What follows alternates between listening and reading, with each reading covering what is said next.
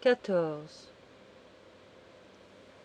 Quelques heures après, ils étaient au bal chez le riche musicien Spuella. Trenmore et Stennio rentraient sous la coupole, et, du fond de cette rotonde vide et sonore, ils promenaient leurs regards sur les grandes salles pleines de mouvements et de bruit. Les danses tournoyaient en cercles capricieux sous les bougies pâlissantes, les fleurs mouraient dans l'air rare et fatigué, les sons de l'orchestre venaient s'éteindre sous la voûte de marbre et, dans la chaude vapeur du bal, passaient et repassaient de pâles figures tristes et belles sur leurs habits de fête. Mais, au-dessus de ce tableau riche et vaste, au-dessus de ces tons éclatants adoucis par le vague de la profondeur et le poids de l'atmosphère, au-dessus des masques bizarres, des parures étincelantes, des frais quadrilles et des groupes de femmes jeunes et rieuses, au-dessus du mouvement et du bruit, au-dessus de tout, s'élevait la grande figure isolée de Lélia. Appuyée contre un cippe de bronze antique, sur les degrés de l'amphithéâtre, elle contemplait aussi le bal. Elle avait revêtu aussi un costume caractéristique, mais l'avait choisi noble et sombre comme elle. Elle avait le vêtement austère et pourtant recherché.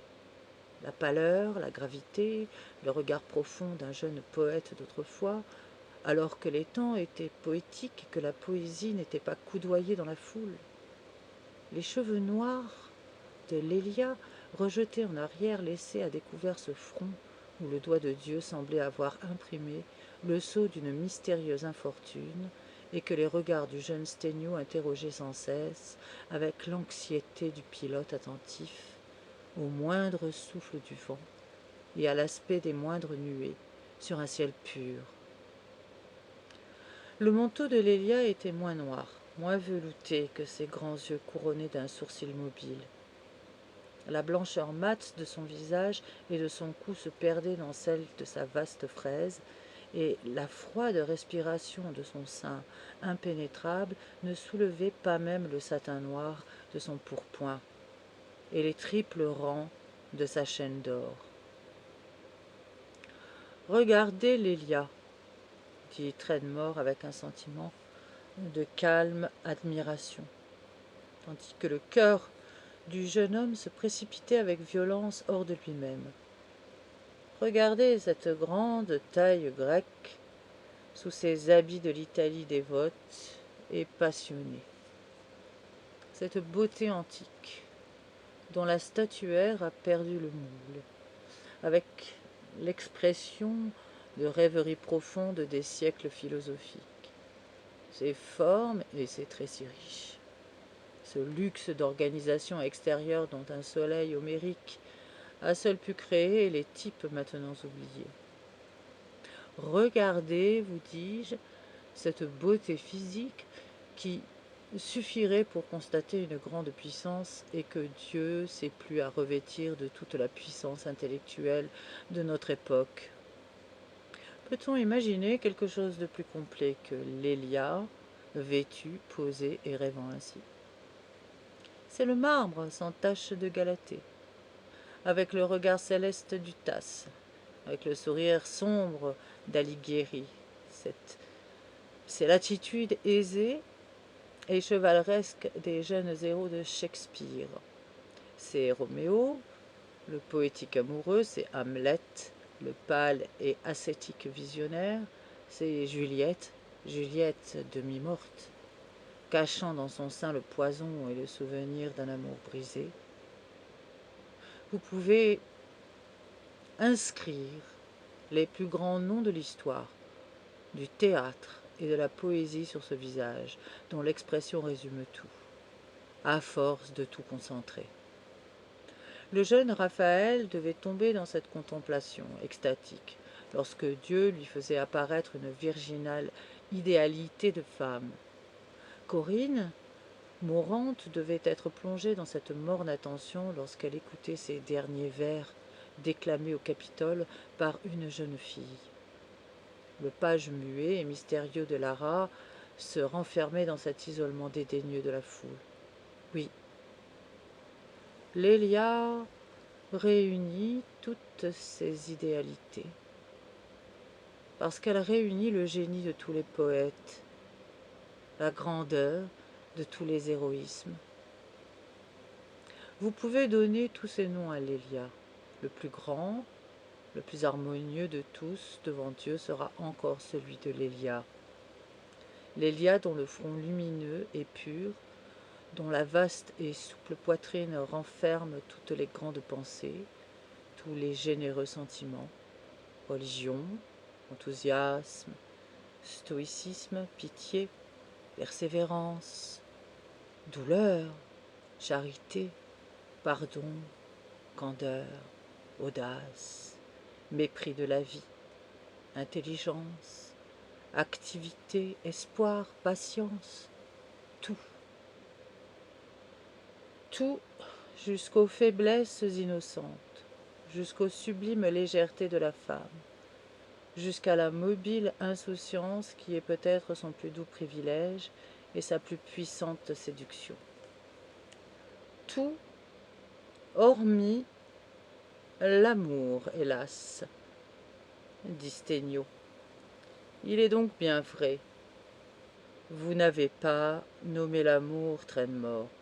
Vous qui connaissez Lélia, vous n'avez pas nommé l'amour. Eh bien, si cela est, vous avez menti.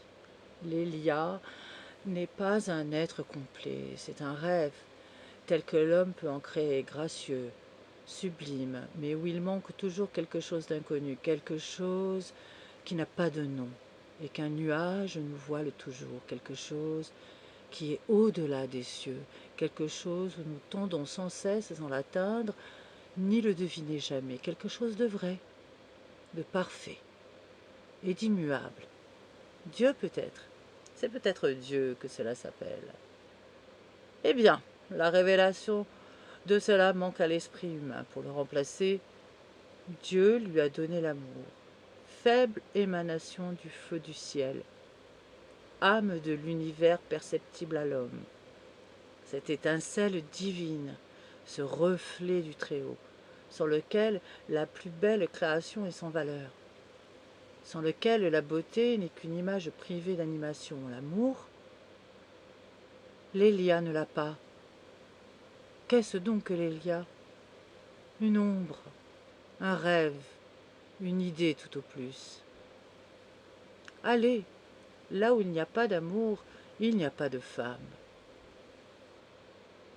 Et pensez-vous aussi, lui dit Trenmore sans répondre à ce que Sténio espérait être une question, pensez-vous aussi que là où il n'y a plus d'amour, il n'y a plus d'homme? Je le crois de toute mon âme, s'écria l'enfant. En tout cas, je suis donc mort aussi, dit Trenmore en souriant, car je n'ai pas d'amour pour Lélia, et si Lélia n'en inspire pas, quel autre en aurait la puissance?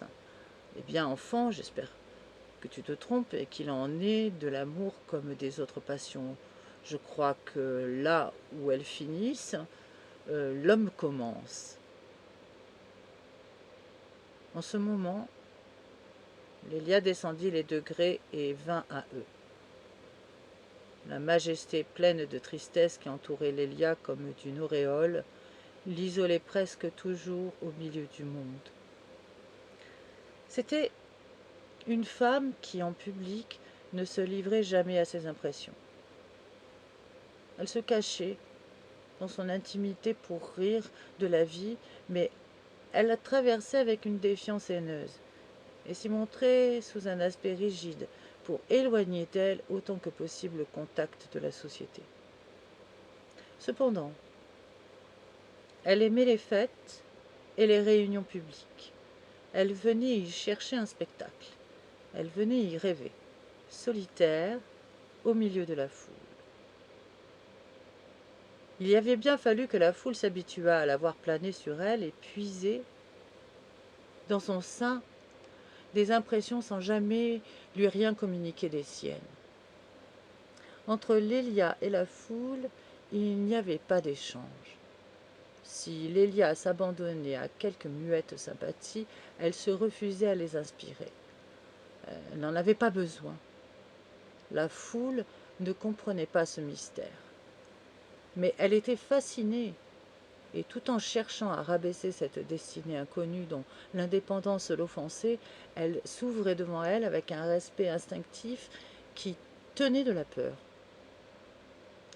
Le pauvre jeune poète dont elle était aimée concevait un peu mieux les causes de sa puissance, quoiqu'il ne voulût pas encore se les avouer. Parfois, il était si près de la triste vérité, cherché et repoussé par lui, qu'il éprouvait comme un sentiment d'horreur pour Lélia. Il lui semblait alors que Lélia était son fléau, son démon, son génie du mal, le plus dangereux ennemi qu'il eût dans le monde. En la voyant venir ainsi vers lui, seule et pensive, il ressentit comme de la haine pour cet être, qui ne tenait à la nature par aucun lien apparent, sans songer qu'il eût souffert bien davantage, l'insensé, s'il l'eût pu parier et sourire. S'il l'eût vu parier et sourire. « Vous êtes ici, lui dit-il d'un ton dur et amer, comme un cadavre qui aurait ouvert son cercueil et qui viendrait se promener au milieu des vivants. Voyez, on s'écarte de vous, on vous craint de toucher votre linceul, on ose à peine vous regarder au visage, le silence de la crainte plane autour de vous comme un oiseau de nuit. Votre main est aussi froide que le marbre d'où vous sortez. » Lélia ne répondit que par un étrange regard et un froid sourire. Puis, après un instant de silence, « J'avais une idée bien différente tout à l'heure, dit-elle. Je vous prenais tous pour des morts, et moi, vivante, je vous passais en revue. Je me disais qu'il y avait quelque chose d'étrangement lugubre dans l'invention de ces mascarades. N'était-ce pas bien triste, en effet, de ressusciter ainsi les siècles qui ne sont plus, et de les forcer à divertir le siècle présent? Ces costumes des temps passés, qui nous représentent des générations éteintes, ne sont-ils pas, au milieu de l'ivresse d'une fête, une effrayante leçon pour nous rappeler la brièveté des jours de l'homme? Où sont les cerveaux passionnés qui brûlaient sous ces barrettes et sous ces turbans? Où sont les cœurs jeunes et vivaces qui palpitaient sous ces pourpoints de soie, sous ces corsages brodés d'or et de perles? Où sont les femmes orgueilleuses et belles qui se drapaient dans ces lourdes étoffes, qui couvraient leurs riches chevelures de ces gothiques joyaux? Hélas! Où sont-ils, ces rois d'un jour, qui ont brillé comme nous? Ils ont passé sans songer aux générations qui les avaient précédés, sans songer à celles qui devaient les suivre, sans songer à eux-mêmes, qui se couvraient d'or et de parfums, qui s'entouraient de luxe et de mélodie en attendant le froid du cercueil et l'oubli de la tombe. Qu'ils se reposent d'avoir vécu, dit Trenmore. Heureux ceux qui dorment dans la paix du Seigneur. Il faut que l'esprit de l'homme soit bien pauvre, reprit Lélia, et ses plaisirs bien vides. Il faut que les jouissances simples et faciles s'épuisent bien vite pour lui, puisqu'au fond de sa joie et de ses pompes, il se retrouve toujours une impression si horrible de tristesse et de terreur. Voici un homme riche et joyeux, un heureux de la terre qui, pour s'étourdir et oublier, que ses jours sont comptés, n'imagine rien de mieux que d'exhumer les dépouilles du passé, de couvrir ses hôtes des livrées de la mort et de faire danser dans son palais les spectres de ses aïeux. Ton âme est triste, Lélia, dit Trenmore. On dirait que seul ici tu crains de ne pas mourir à ton tour.